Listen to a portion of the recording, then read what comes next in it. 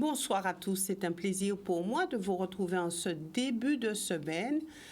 Effectivement, la situation aujourd'hui, c'est quelque peu dégradé, mais avec notre invité Max Mathiasen, nous aurons à faire le tour de la situation et surtout voir un petit peu quel est le positionnement de nos parlementaires qui ont eu à voter effectivement ce pass vaccinal. Alors, nous essaierons d'y voir un petit peu plus clair. Max Mathiasen, merci d'avoir accepté mon invitation.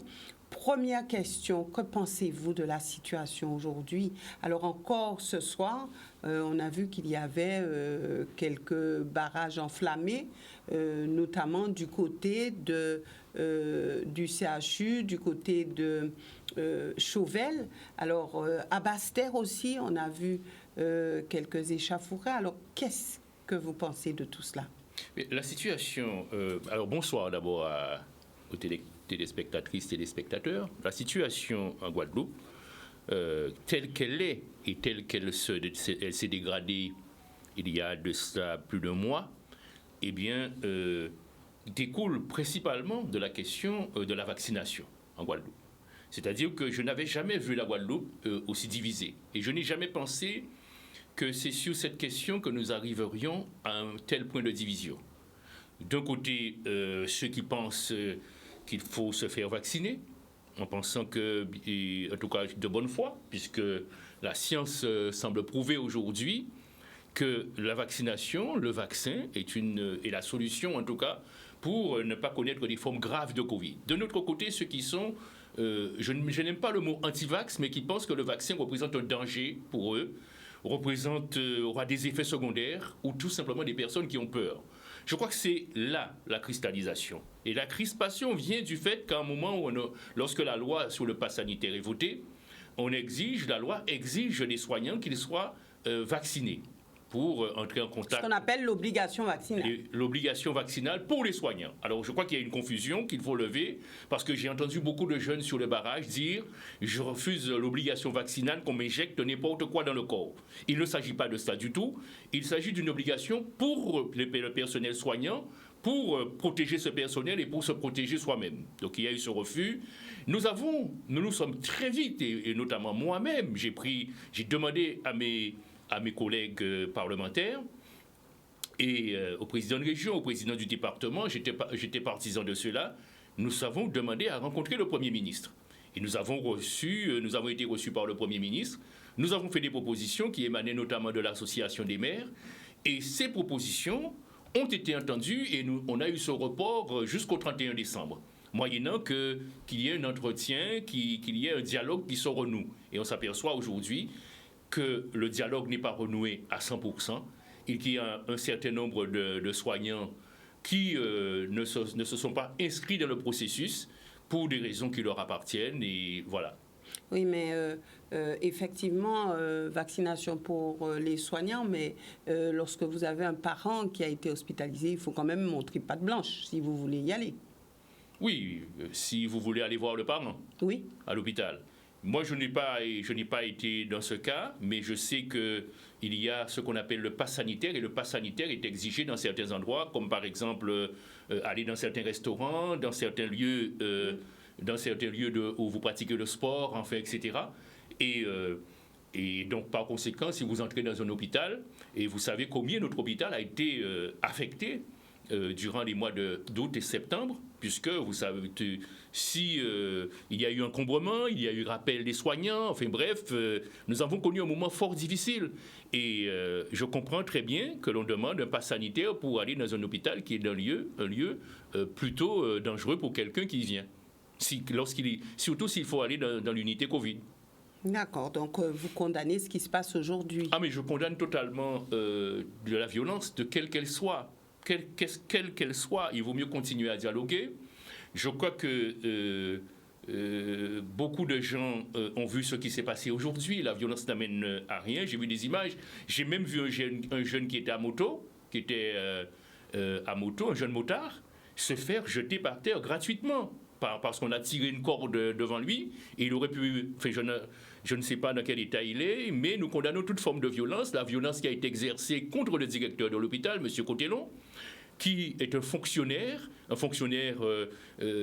d'État qui a accompli sa mission, et également la violence qu'on a exercée contre Mme Gélabal, donc, qui a vu sa voiture prendre feu nuitamment. Je dis qu'il faut maintenant trouver absolument la voie du dialogue. Alors aujourd'hui, la vraie question, comment être audible? Comment est-ce que nos élus peuvent être audibles? Est-ce que durant des années, la classe politique n'a pas négligé la pédagogie, n'a pas négligé justement une communication approfondie avec cette population? Est-ce que aujourd'hui, vous pouvez être audible?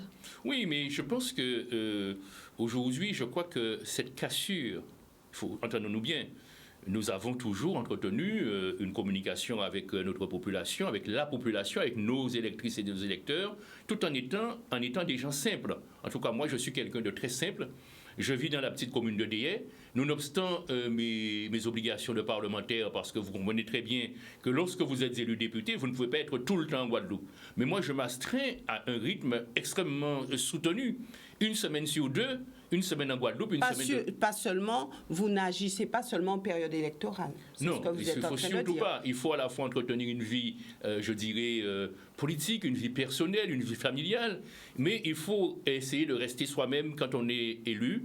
Je crois que le nombre de personnes, quand on est élu à la disposition de la population. Et c'est tous les jours que j'ai des dossiers, un parlementaire que je mène auprès des ministères, des interventions que je fais pour les jeunes étudiants, pour les Guadeloupéens, que ce soit ceux qui sont ici ou ceux qui sont dans l'Hexagone. Donc nous remplissons cette tâche-là. Alors évidemment, la population attend beaucoup des élus.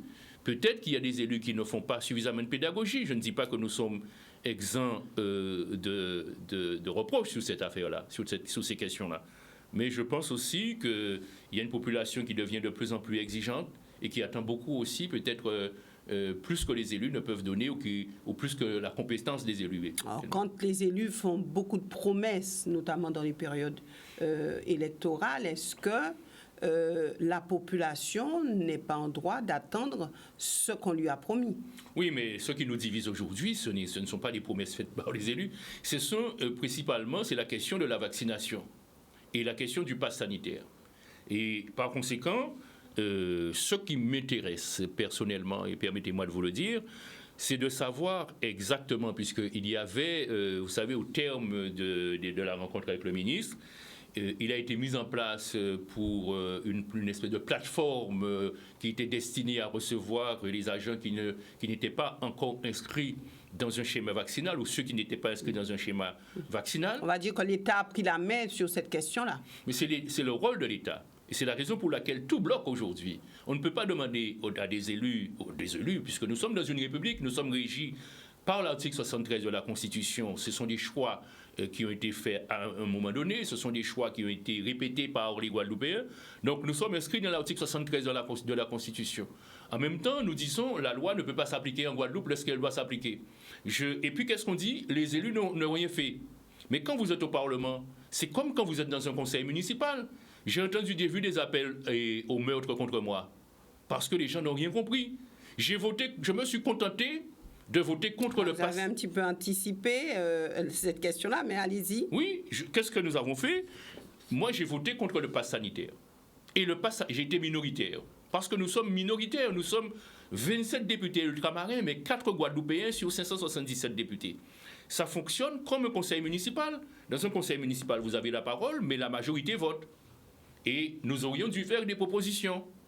Pour le pass vaccinal, nous avons fait, c'est une proposition collégiale de l'ensemble des élus, je dirais, députés, sénateurs, présidents de région, présidents du département, présidents de l'association des maires. Nous avons fait cette proposition qui a été portée par un amendement défendu par Justine Benet, moi-même, Hélène Vainqueur, et à l'Assemblée nationale.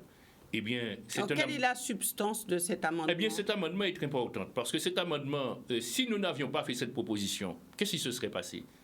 Eh bien, il se serait passé la chose suivante, c'est que le pass vaccinal ce serait appliqué parce que ce serait le droit commun ipso facto en Guadeloupe. C'est-à-dire que le pass sanitaire va rentrer en Guadeloupe et le pass vaccinal va rentrer normalement en fonction, en vigueur à partir du 17 de ce mois de janvier. Eh bien, nous aurions vu ce pass s'appliquer chez nous. Il faut savoir que nous avons introduit la possibilité, une disposition effective, pour que le pass ne s'applique pas le 17 janvier, mais que les élus soient consultés. Alors, non, mais n'est-ce pas reculer pour mieux sauter? Non, ce n'est pas reculer pour mieux sauter. Nous avons tenu compte de plusieurs éléments. D'un taux de vaccination qui est extrêmement faible, 42% au moment où la question du pass sanitaire, contre 91% en France hexagonale.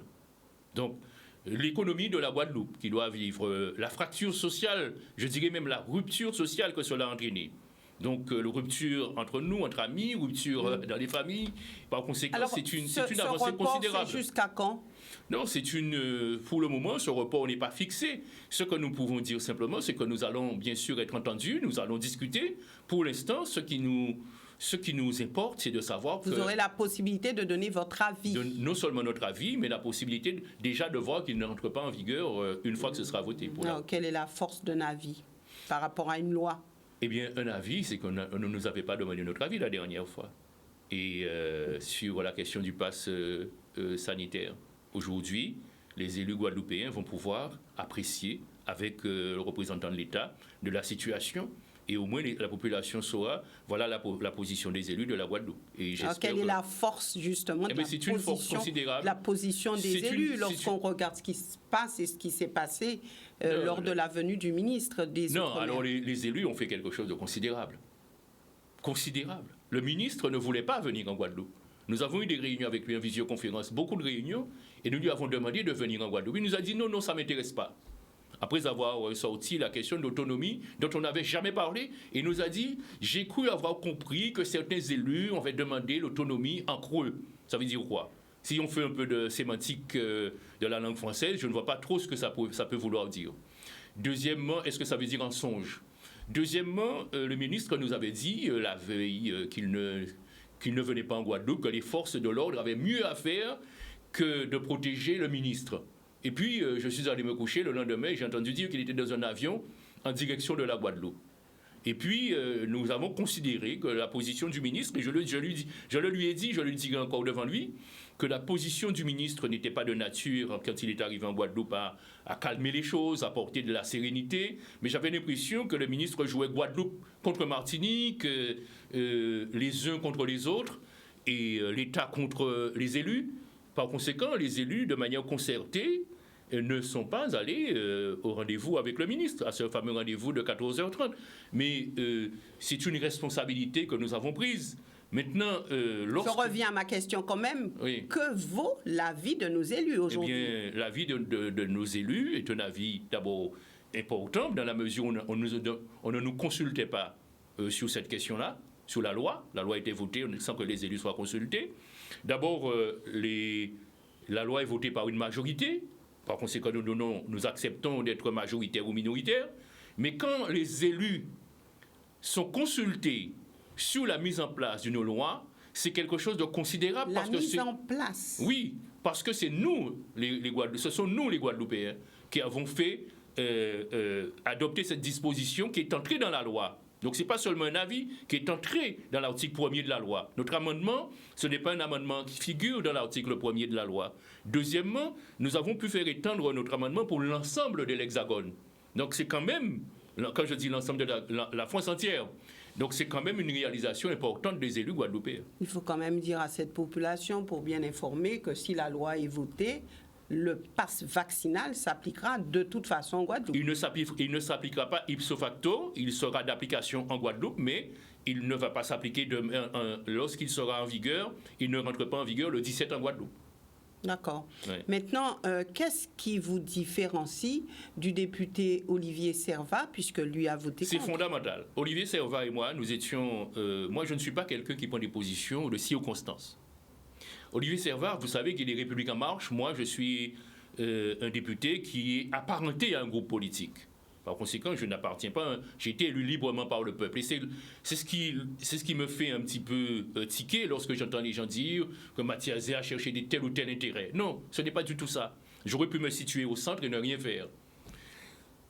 Ce n'est pas la même chose. Lorsque vous dites au gouvernement, attendons que la Guadeloupe soit à 90%, 91% de taux de vaccinés pour appliquer le pass. Vous savez bien qu'ils vont l'appliquer, parce qu'ils ne vont pas nous croire. Ils vont dire que c'est un subterfuge que nous cherchons pour que les Guadeloupéens ne se vaccinent pas.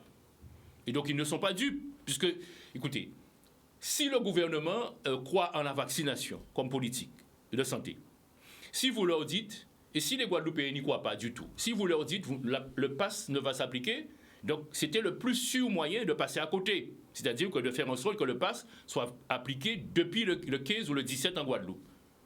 Leur dire, par exemple, on va différer de 2 mois. Mais c'était tout simplement par un amendement. C'était tout simplement dire que dans 2 mois, nous aurions le pass vaccinal. Moi, je ne suis pas venu ici communiquer pour dire j'ai fait en sorte de voter contre. J'ai voté contre le pass sanitaire et on a appliqué le pass sanitaire. Mais pourtant, lui, il fait partie de la majorité. Vous avez dit tout à l'heure, il fait partie de la République en marche. Il est parti. Mais la République en marche, à l'inverse de ce que la majorité mais la question de la Guadeloupe, ce n'est pas une question de l'air du temps. Un élu qui prend ses responsabilités doit dire à la population, moi j'ai pris telle responsabilité. Ce n'est pas parce que j'ai l'impression qu'il y a une majorité de Guadeloupéens qui penchent vers telle ou telle tendance que je ne vais pas, moi, si je m'aperçois qu'il vaut mieux défendre les intérêts de la population en portant une consultation, en faisant en sorte que les OLI soient consultés, qu'il y ait une différenciation et un report de d'application, je préfère ce travail-là, un travail concret, un travail où je peux discuter avec les Guadeloupéens, un travail où je peux porter la voix des Guadeloupéens, plutôt que d'arriver ici et de dire je n'ai fait aucune proposition et j'ai voté contre. C'est facile. N'est-ce pas ce que la population demande? Non, la population demande à ce qu'on défende ses intérêts. Et la population n'est pas au Parlement, la population ne connaît pas les arcanes d'une loi. Et comment ça se fait? Combien de Guadeloupéens connaissent vraiment ce que c'est qu'un amendement? Comment ça se défend? Combien de temps? Comment on peut faire entrer un amendement dans la loi? Et c'est ce que nous avons fait. Et ce travail n'est pas un travail de Max Mathiasin, je ne me l'approprie pas, ni seulement de Justine Benet qui a fait un travail considérable là-dessus. Et Hélène Vainqueur, je parle des 3 autres parlementaires. Ça veut dire que l'autre aurait raison sur nous. Mais c'est un travail de l'ensemble des sénateurs également. Et de l'ensemble, c'est une réflexion que nous avons menée, nous, élus guadeloupéens, pour faire en sorte de protéger les intérêts des Guadeloupéens. Ouais.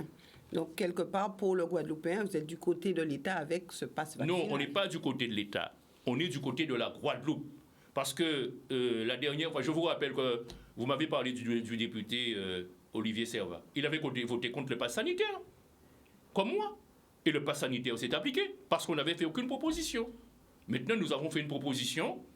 Et lorsque vous faites une proposition, que vous faites et que votre proposition est intégrée dans la loi, que votre amendement, parce que tous les amendements ne sont pas intégrés dans la loi. La plupart, ils ont déclaré que M. Mathiasien était le député de la soirée, au cours des débats.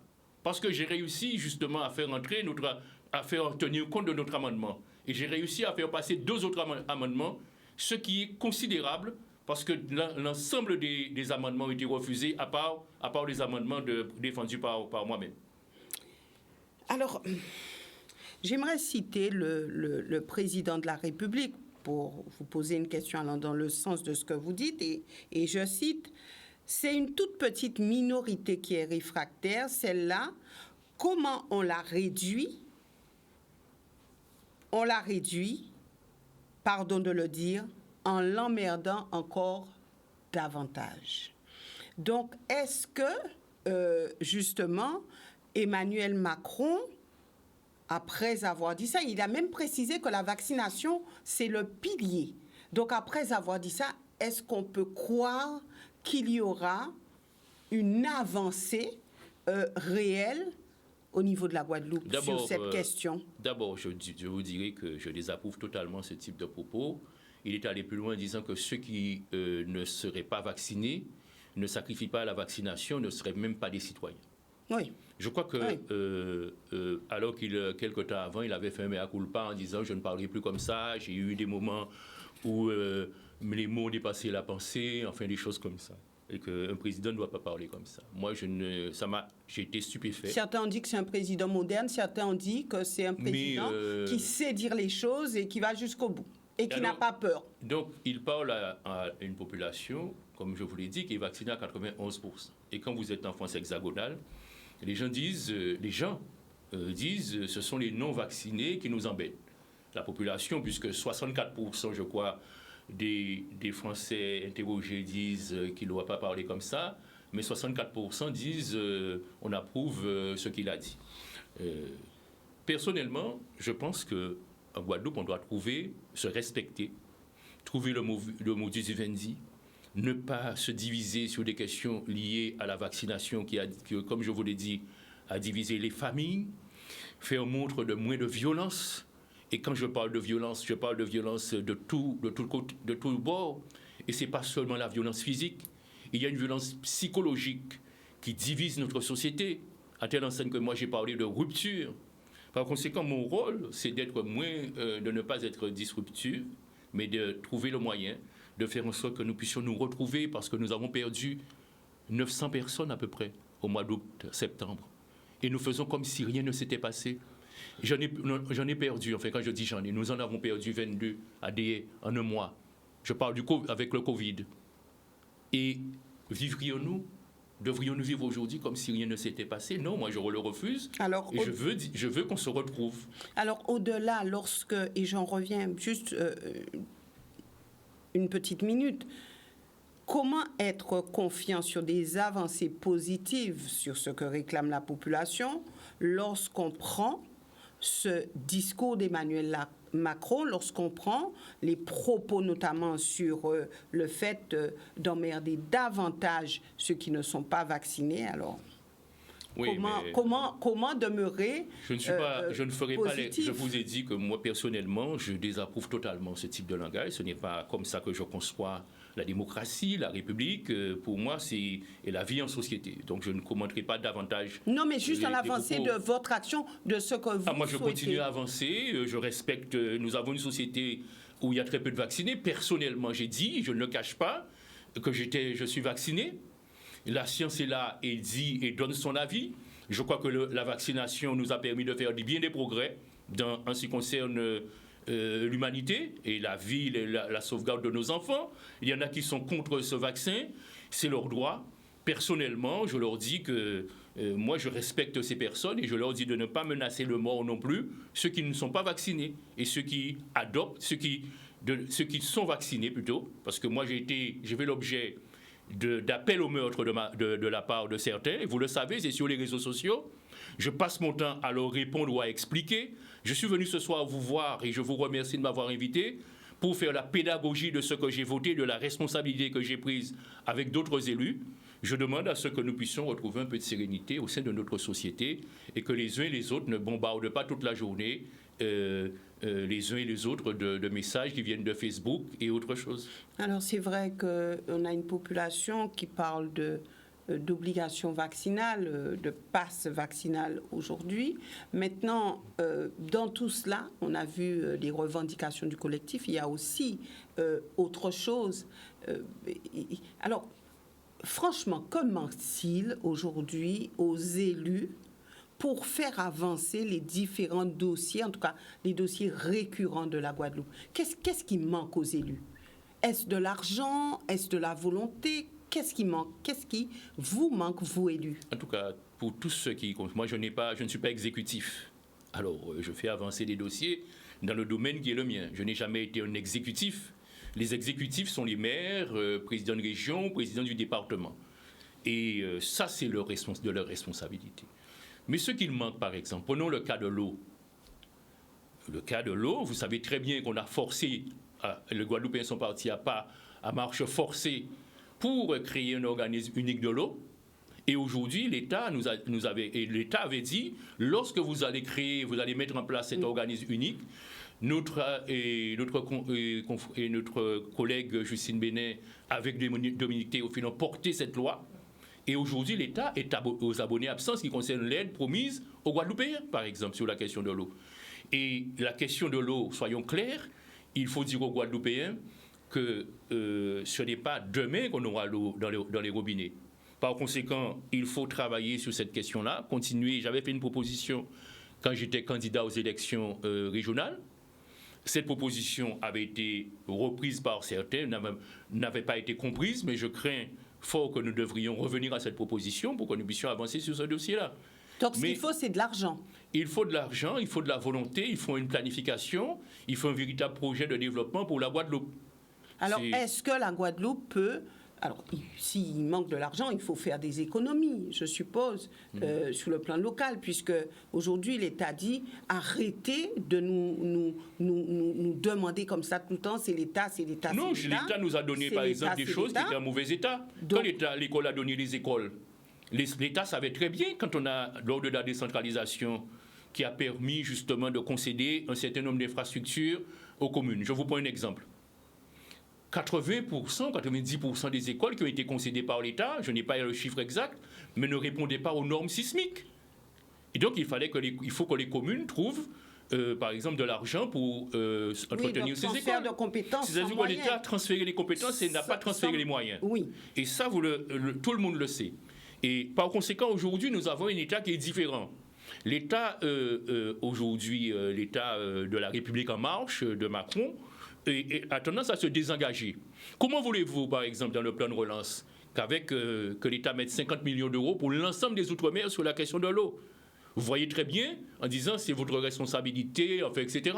Vous voyez très bien que ça ne va pas très loin. Et que l'État nous répète tous les jours, j'ai investi dans un hôpital, 580 millions d'euros dans un hôpital. Mais ça faisait longtemps qu'on attendait qu'il aurait fallu avoir un hôpital en Guadeloupe. Lorsqu'on regarde le cas Max Mathiasen de la Polynésie qui dit, écoutez, vraiment ce que la Polynésie disait, oui, nous, on a avancé sur la question du statut de la Polynésie, on a avancé et nous nous assumons, nous sommes responsables, nous sommes contents.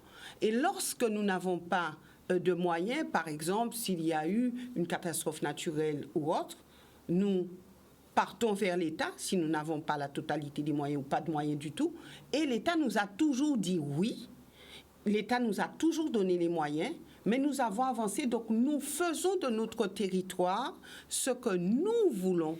Est-ce que là, ça ne vous reste pas un petit peu en travers de la gorge comparé à 2003? Ce sont deux populations différentes, deux histoires différentes. Je vous rappelle que la Polynésie a préexisté le peuple polynésien à l'esclavage. Nous nous sommes nés dans des conditions extrêmement difficiles, avec une situation où beaucoup de peuples sont venus d'horizons différents. Je crois que les Guadeloupéens se sont battus beaucoup se sont battus pour la départementalisation. La départementalisation est arrivée, à mon avis, à un niveau où les Guadeloupéens eux-mêmes ne l'ont pas valorisé, puisque nous avons des compétences que nous n'avons pas mises en valeur jusqu'à présent. Nous avons des habilitations, nous avons des possibilités d'habilitation, mais seulement, ce n'est pas, je dis bien que l'État n'a pas transféré les moyens, mais il y a aussi le fait que le Guadeloupéen doit mettre son pays en ordre de bataille, doit mettre ce pays dans une, comment je peux appeler ça, dans un projet réel de développement, en sachant ce que nous allons privilégier ou pas, c'est-à-dire des moteurs de développement pour ce pays. Et jusqu'à présent, ça n'a pas été fait. Par conséquent, je crois que la Polynésie, tout dépend de là où les gens partent pour arriver, mais je pense que la Polynésie, ce n'est pas forcément la Guadeloupe. Et je connais mal la Polynésie, mais je sais que en Polynésie, les gens sont... moi, je côtoie les Polynésiens, ils ne sont pas forcément contents de ce qui se passe chez... Non, je ne dis pas heureux. On peut être heureux avec peu. Moi, quand j'étais enfant en Guadeloupe, on avait peu. Peut-être qu'on était beaucoup plus pauvres, mais moi, j'étais un enfant heureux. Et beaucoup d'entre nous étaient heureux parce que peut-être qu'on avait moins de choses à convoiter, moins de choses à vouloir, moins de choses à consommer. Mais lorsqu'on voit Bruno Magra, par exemple, à Saint-Barthélemy, qui, après le cyclone Irma, a dit à l'État, écoutez, si vous voulez nous donner, nous aider financièrement, ok, on prend, mais on n'a pas besoin de vous. Oui, mais je ne sais pas si on peut envier le modèle de Saint-Barthélemy, qui est un petit pays, et je ne voudrais pas faire de mon pays non plus un paradis pour personnes, pour riches qui viennent et qui peut-être louent une chambre d'hôtel à 1 500 € la nuit. mais ce n'est pas forcément la manière dont je vois le développement de la Guadeloupe.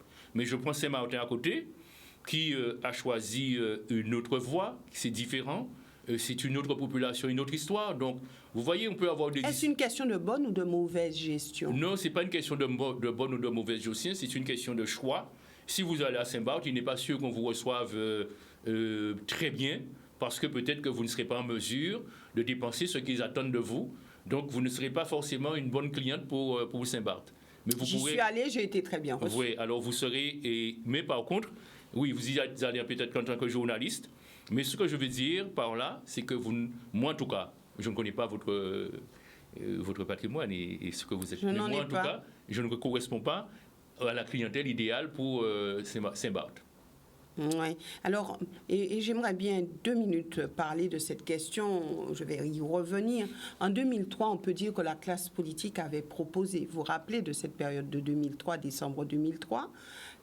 En 2009, la société civile a parlé, et en 2021, la jeunesse manifeste son ras-le-bol.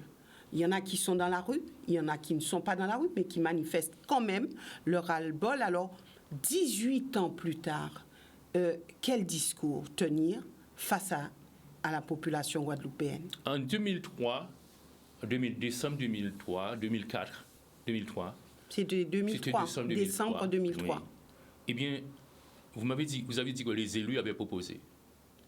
Mais les élus avaient proposé dans un contexte qui était plutôt nébuleux. C'est-à-dire que les Guadeloupéens n'avaient pas compris parce qu'il s'agissait de substituer les deux assemblées par une seule assemblée. Est-ce que ce sont les Guadeloupéens qui n'avaient pas compris ou les élus qui n'avaient pas compris? Non, je pense que les élus, tous les élus n'étaient pas d'accord entre eux et les Guadeloupéens n'avaient pas compris leur projet. Ils n'ont pas su expliquer leur projet aux Guadeloupéens. Et c'était très improvisé. C'était improvisé à telle enseigne que la population a dit non. En 2009, il y a eu des manifestations extrêmement importantes et il y a eu des propositions qui ont été faites et qui ont été consignées dans plusieurs documents qui ont été signés. Et ces documents, et d'ailleurs, il y a eu même des comités interministériels qui avaient également consigné des propositions. À l'époque, c'est Mme Marie-Luce Panchard qui était, si je ne m'abuse, après... on avait vu des états généraux, on avait vu des états généraux. Et puis, ça n'a pas été suivi des faits. Le vrai problème de la Guadeloupe, comme je vous l'ai dit, c'est qu'il n'y a pas une cohérence dans la mise en œuvre d'un développement, un suivi. Et ceci dans tous les domaines. Nous n'avons pas le temps de développer tout ça. De la part de qui? De la part de ceux qui sont responsables jusqu'à présent. Et les responsables, c'est à la fois les représentants des élus, c'est-à-dire les élus eux-mêmes, ceux qui sont les exécutifs, et la région en tant que moteur de développement, mais également peut-être le département, les communes. Il faut une orientation pour le développement économique de ce pays. Il n'est pas normal qu'en Guadeloupe, eh bien, d'autres arrivent ici, reprennent ce que nous rejetons, c'est-à-dire ce qui pour nous ne fonctionne pas, et arrivent à faire fonctionner ce qui pour nous ne fonctionne pas. Donc ce sont les hommes qui posent problème. C'est la population qui doit se mettre ensemble autour d'un projet. Mais il faut des personnes pour, comment je peux dire ça, des élus ou d'autres responsables qui puissent élaborer, conduire et évaluer et mener ces projets à terme. Ouais. Alors, est-ce qu'aujourd'hui, on peut, ou du moins, comment être serein aujourd'hui en Guadeloupe? Je ne sais pas, chacun, si c'est la sérénité d'un point de vue individuel, il y en a qui trouvent leur sérénité même dans le tumulte, mais si c'est la sérénité en ce qui concerne le développement de la Guadeloupe et l'avenir de la Guadeloupe, je crois qu'il faut être extrêmement confiant, avoir un langage rassembleur, essayer de se dire qu'on peut construire un avenir en commun, mais cela est très très difficile aujourd'hui parce que, comme je vous le dis, on aura beaucoup de travail à faire. Il y a ce deuil qu'il nous faudra faire, que nous ne voulions pas, de toutes ces personnes qui disparaissent ou qui sont disparues.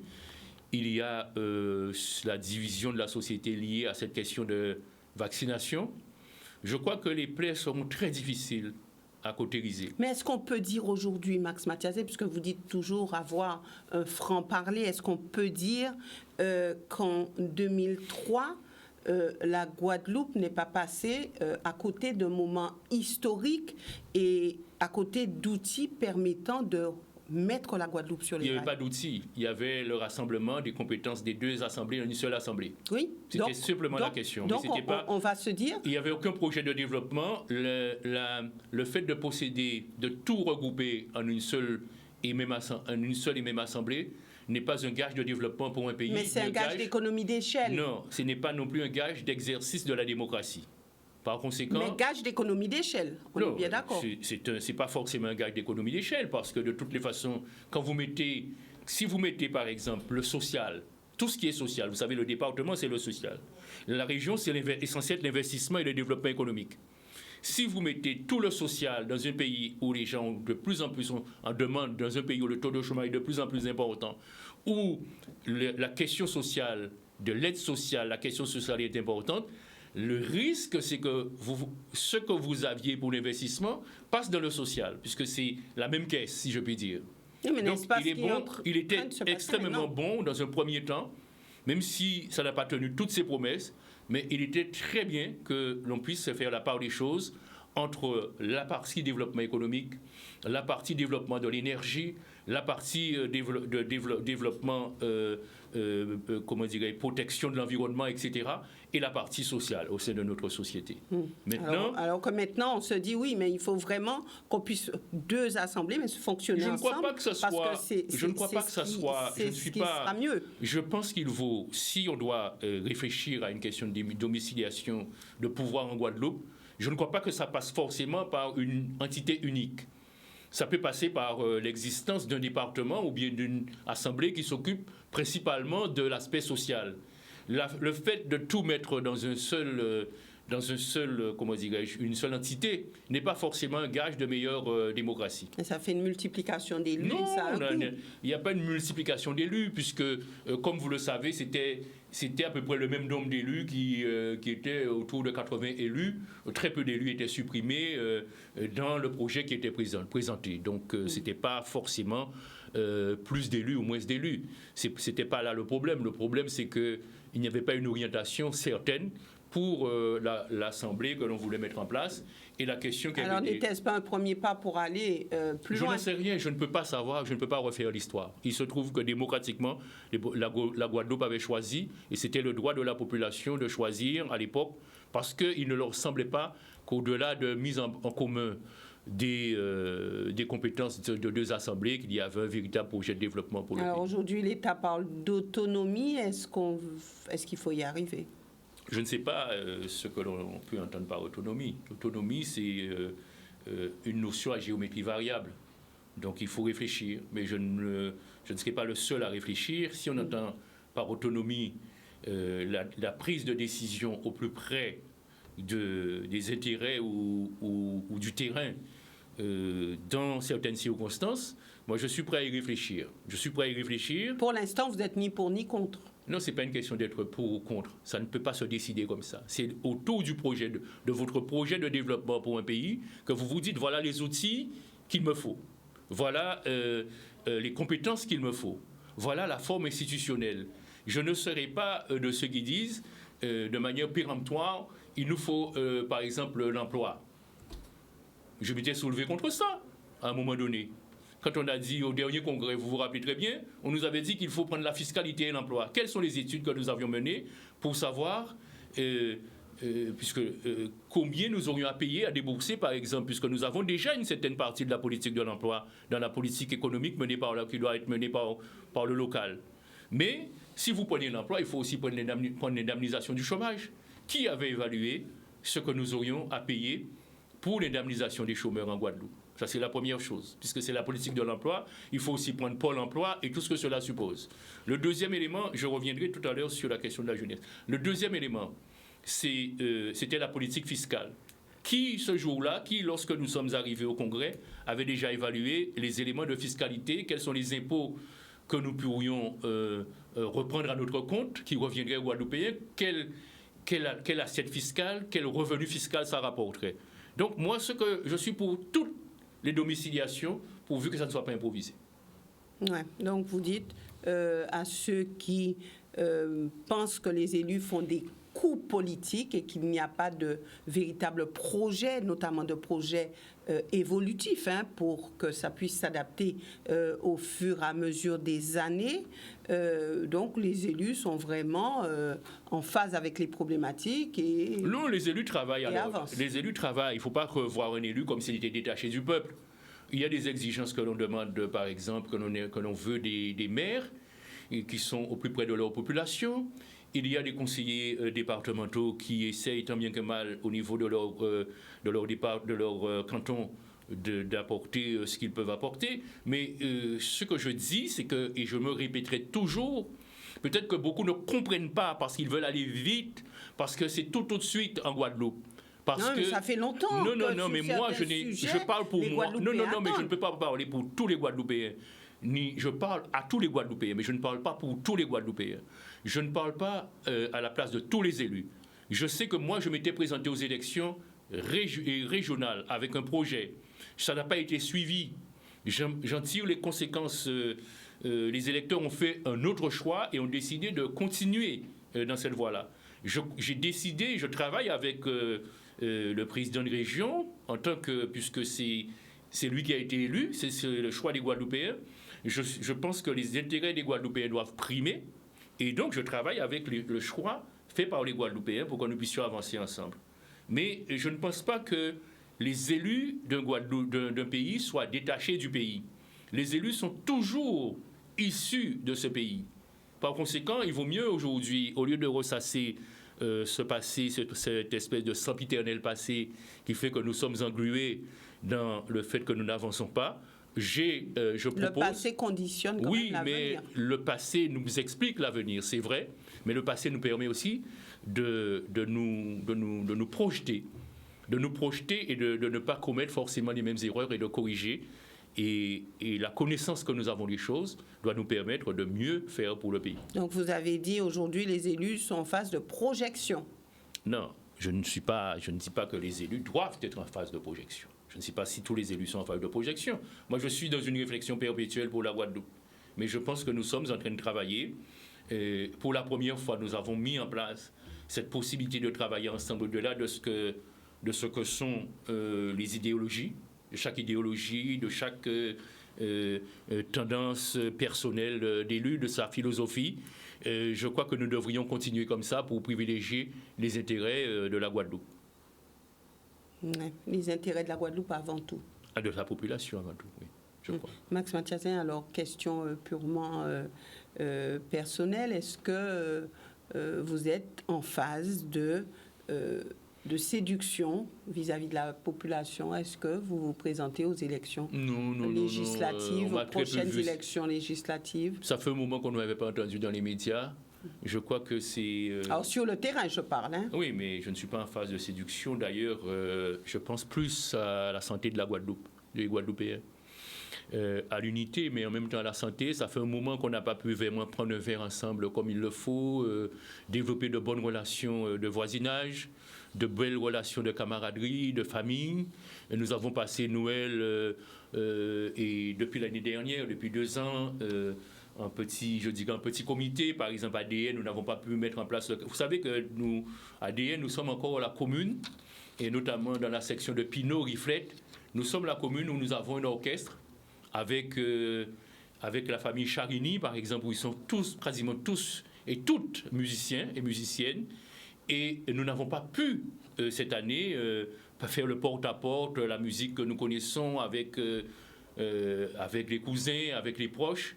Je crois que ce qui m'importe et ce qui me chagrine le plus, ce qui me préoccupe, c'est quand nous allons pouvoir sortir de cette pandémie qui nous divise tant, qui nous fait tant de mal et que je ne pensais pas voir durant ma vie en tout cas. Je n'avais pas entendu parler de la peste, du choléra, de la variole, etc.